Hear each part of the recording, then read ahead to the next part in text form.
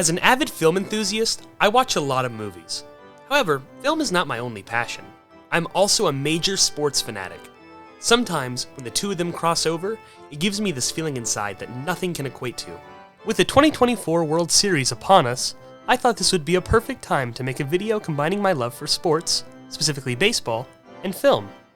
I've watched over 40 movies in the baseball genre, so there's a ton of passion, commitment, and critical thinking behind each of these choices. I will list the manager, assistant manager, batting order, and starting position of each player, followed by the starting pitcher, relief pitcher, and closing pitcher. This is the ultimate baseball movie all-star team due to the fact that I've looked at it from a real perspective. There are statistics, mechanics, and real observations that baseball general managers would look for when putting together a ball club. As much as I love someone like Yaya from the Sandlot, he has no place on an all-star team of players because he is a child.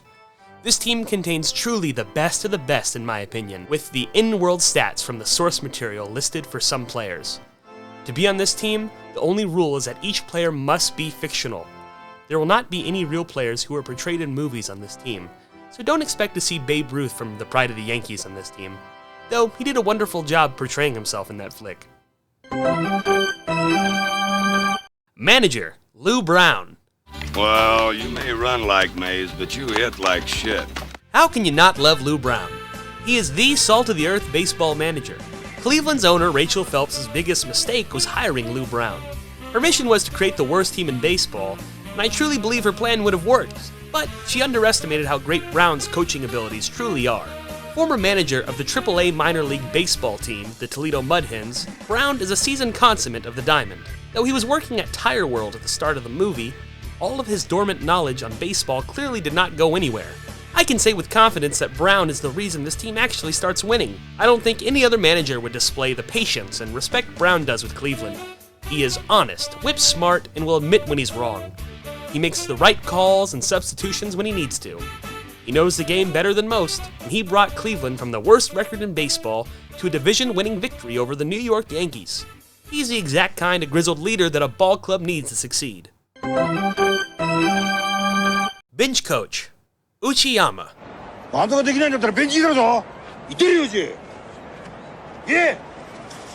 What? What? Uchiyama brings another kind of discipline to the game of baseball. He coaches like a drill sergeant. Uchiyama does what is best for the team to succeed. He runs practices efficiently that physically indoctrinate his players into the skilled ball players they are. Uchiyama also knows what it's like to be a player. A great one, too. He held the NPB record for 7 consecutive games with a home run. His journey through Mr. Baseball sets him up to be the best possible version of himself. And I think Uchiyama, with this new mindset, has the potential to help lead any ball club to another series victory. It makes me happy to imagine the conversations that would go on between him and Brown. Little words, but a lot of wisdom. Centerfield, Willie Mays Hayes. Willie Mays Hayes here. Play like Mays, and I run like Hayes. When it comes to speed, swagger, and overall passion for the game of baseball, nobody compares to Willie Mays Hayes. He has a level of determination you've never seen from another professional athlete. I'm not sure how he was never properly noticed by a pro scout, but shame on them, because he has some of the best speed and hands the game has ever seen. In his rookie season, Mays Hayes batted .292 with 105 runs, 9 home runs, 48 RBIs, 100 steals, and 103 walks. He gets on base. Not only can he hit, he is a spectacle in the outfield. Basket catches, leaping snags, diving saves. If he hits a single, he can still wind up at third base purely by stealing. If you're not looking, he is running, and it's already too late. He does it all. The ideal leadoff batter for this team of all-stars. Shortstop, Benny the Jet Rodriguez. Man, this is baseball. You gotta stop thinking. You just have fun. To be specific, this version of Benny on this team is the grown-up version on the Los Angeles Dodgers, who steals home at the end of the Sandlot. One of my childhood heroes. As a kid, there was no one cooler than Benny, one of the greatest deuteragonists in the history of film, and the best part of this iconic cast full of memorable characters of the Sandlot. Benny was the first person I knew that I had to have on my all-star team. He is a confident leader, a good friend, and a legend of the Sandlot. Benny showed off his jet speed when he took on the Beast and the climax of the original Sandlot film. Benny is a utility player, Someone that you can put anywhere on the field and he will produce. The ideal leader to this squad of all-stars. The embodiment of heroes get remembered, but legends never die. Right field, Roy Hobbs. Go pick me out a winner, Bobby. Okay. An American mythology, a chevalier of a ball player that thinks he could have been the best there ever was, but he already just might be. Roy Hobbs at 35 is better than everyone else who has ever touched the field. A former pitcher turned outfielder, Hobbs is simply a natural. At 19, he survived a gunshot that derailed his life and career to only come back at 35, playing an entirely new position. He was once the best pitcher to ever live, who struck out the imposing Whammer as a teenager, then became the best outfielder and pure hitter to ever step foot into a ballpark. It doesn't matter how broken down Hobbs is. Roy Hobbs was willing to die for this game, twice. Even when he is bleeding out, he cannot fail. In 115 games, Hobbs batted .350 with 92 runs, 44 home runs, and 106 RBIs. When Hobbs steps up to the plate, sparks aren't the only thing flying. DH, Ling Ling. Even though he's a gorilla, don't let that fool you. Ling Ling is one of the greatest pure hitters in the history of baseball movies. This primate never strikes out. The worst case scenario is a walk. Most of the time he just hits home runs. Ling Ling, with the help of his friend Wei Wei, had possibly the greatest regular season in the history of the KBO. Considering he joined the Doosan Bears halfway through the season, when they were the worst team in the league, it still led them to a Korean Series victory. Ling Ling managed to hit 22 regular season home runs, with an implied perfect on-base percentage. Ling Ling's plate presence is unmatched. He became such a feared hitter, pitchers would attempt to intentionally walk him. But with his gorilla wingspan, he was able to reach outside the batter's box and knock the attempted ball out of the park. He even managed to hit a ball that was rolled to him out into the stands. Ling Ling is a fan favorite that can even hit dingers while doing a 360-degree jump at the plate. Keep in mind, his swing only requires one arm, a la Donkey Kong and Mario Super Sluggers. Just like Roy Hobbs, Ling Ling will play through whatever injury, putting his body on the line. Third base, Stan Ross. Well, you know, it takes a big man to admit when they're wrong. But like my teammate Kenshin Fukuda taught me to say, Omaeda, Saitera. The self-proclaimed greatest hitter alive may not like the idea of batting fifth, but with this all-star lineup, Stan Ross will have to make do. In his career, he led the league in hitting 3 separate times. In the 1995 season, Ross was batting .352 with 111 runs, 15 home runs, and 102 RBIs. He was the 21st Major League player to ever hit 3,000, joining an illustrious club of legendary hitters. An undoubted future member of the Hall of Fame, Ross was always the best player on every team he ever played for. However, he never made it to the postseason due to the talent around him.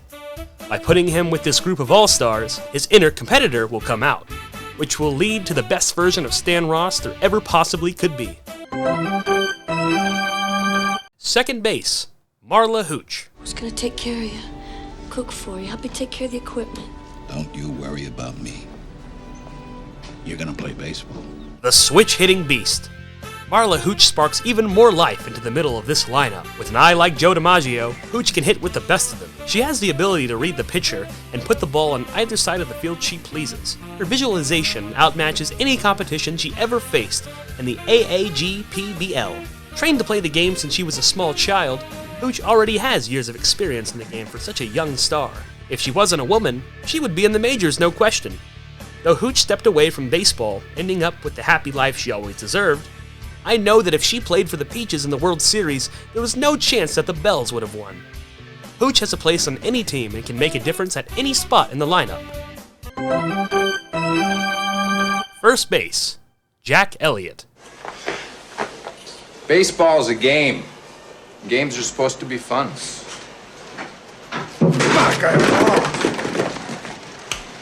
Jack Elliott is the prototypical batsman. Something about him screams ball player to you. After all, he is Mr. Baseball. Though the younger New York Yankee version of Elliott was very successful, and at one point considered the best player in the major leagues, that is not the man I want on this team. Jack Elliott, the aging Chinuchi Dragon, is the one who will join this all-star lineup. This is due to the fact that Uchiyama is the bench coach for this team. The two of them work together magically. At this point, they're family. Though Elliott is aging, there's no slouch on the field. He tied Uchiyama's record of 7 consecutive games with a home run. He became the face of the NPB during his time in Japan, ultimately ending the season by sending the run, delivering the key RBI that gave the Dragons a pennant victory. Elliott used to play for himself. Now he is the ultimate team player. Left field, Ken Sato. Look, I get it. It's been a rough couple of years for you guys, but I'm here to help. Let me drive, win some games, and we can get this team back on top where it belongs. One of the greatest statistical players to ever play in the major leagues, Sato had the power to do whatever he wanted. And I'm not just referring to his actual superpowers when he dons the suit of Ultraman. I'm referencing his tremendous on-field ability. Growing up, he modeled his game after Hideo Matsui, which is apparent from his individual accolades. He's a Gold Glove and Silver Slugger recipient with a career batting average of .420 with 624 stolen bases. These are some Ricky Henderson kind of numbers. After he transferred from the MLB to the NPB due to family matters, Sato's individual play completely plummeted. But the time he served on the bench, nursing an injury that put him on the IR, operating as the de facto second manager for the Yomiuri Giants, may be the best thing that could have ever happened to Sato in his entire professional career, helping the Giants win a Japan Series championship, finally earning his first professional title. I can see a newly composed Ken Sato, recovered from his injury, becoming a major player for this team of all-stars. Catcher, Dottie Henson. Some of yous are gonna have to go home. Yeah, sorry about that. Come on, Doris. Those people are jerks. What do you mean, some of us? Do it. Rounding out our lineup of all-stars is Dottie Henson, the team captain of the Rockford Peaches and best player from the AAGPBL. If anyone is the reason that the Rockford Peaches were as good as they were, it wasn't Jimmy Dugan, it was Dottie Henson. When a teammate is struggling, she will offer advice that is always on the money. She has a perceptive mind. She thinks like a manager. She is proficient at everything she does. You can't quite ask for more than what Henson brings to the table. Her play is so spectacular to watch, I would say not only would she have a spot in the majors if it was allowed, but even on the Savannah Bananas. Henson makes impossible plays look easy. She's out there risking her body for foul balls and hitting the splits in the process. Her play is simply picturesque, as she is an artist of the game. Not only is Henson an entertainer, she's a superstar. Starting pitcher, Billy Chappell.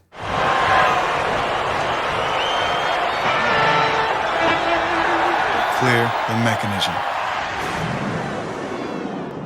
There's no one I trust more on the mound than the wily veteran Billy Chappell. With quite a decorated resume, Billy is a Rookie of the Year recipient, 3-time Cy Young Award winner, and an MVP. He is also a hero to the city of Detroit, due to the fact that he led the Detroit Tigers to a 1984 World Series victory against the San Diego Padres. What Billy Chappell excels at is the command he has on the mound. His decision-making is poignant. You can trust whatever he thinks to throw is going to be the right decision. Chappell has done something in his career that many men could only dream of. Over the 140 years of Major League Baseball history and over 235,500 games played, there have been 23 official perfect games. In the final game of his career, Billy Chappell threw a perfect game against the New York Yankees in Yankee Stadium. Even at the end of his career, he continued to show perfect control on the mound. Relief pitcher, Ricky Wild Thing Vaughn.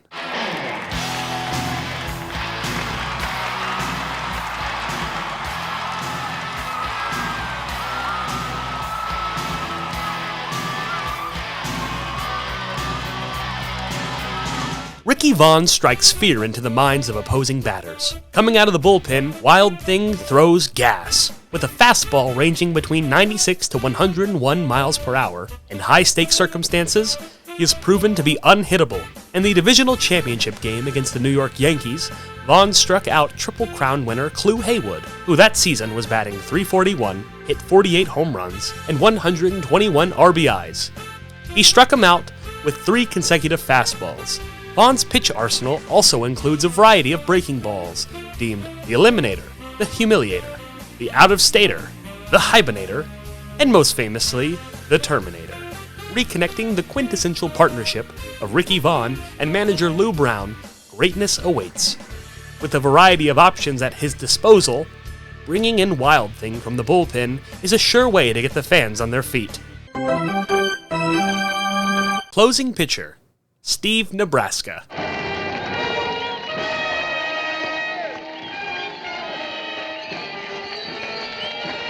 If there was any argument for who is a better ball player than Roy Hobbs, the only possible answer might be Steve Nebraska. I have him listed as the closer.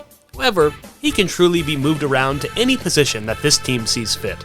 Anyone who has watched Nebraska thinks he is the greatest to ever play. Nebraska started off in a Mexican minor league that was so unknown they could never even get a major league scout to a game.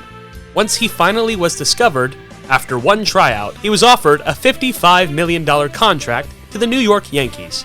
He finally made his major league debut in Game 1 of the 1994 World Series against the St. Louis Cardinals, where he proceeded to strike out 27 batters in a total of 81 pitches, playing a perfect game and setting multiple World Series and baseball records. I think this all-star team could use Nebraska, similar to how Samurai Japan utilized Shohei Ohtani in the 2023 World Baseball Classic.